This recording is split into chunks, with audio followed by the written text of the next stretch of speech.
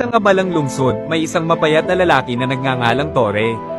Araw-araw siyang namamalamow sa mga kalsada, umaasang may kaunting barya na ihuhulog sa kanyang basyong lata.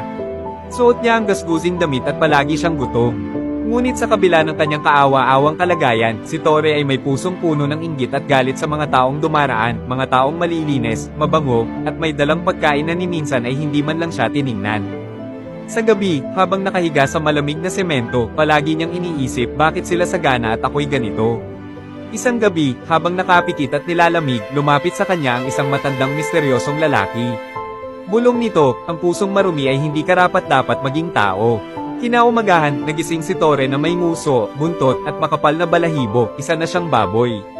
Nang tumayo siya at tumingin sa salamin ng isang nakaparadang kotse, halos mabaliw siya sa takot. Tinangka niyang tumakbo, ngunit ang mga tao ay nagsigawan, hinabol siya, at itinaboy palayo. Sa anyo niyang baboy, napagtanto ni Tore na mas mabigat pala ang pagiging makasarili kaysa sa gutom.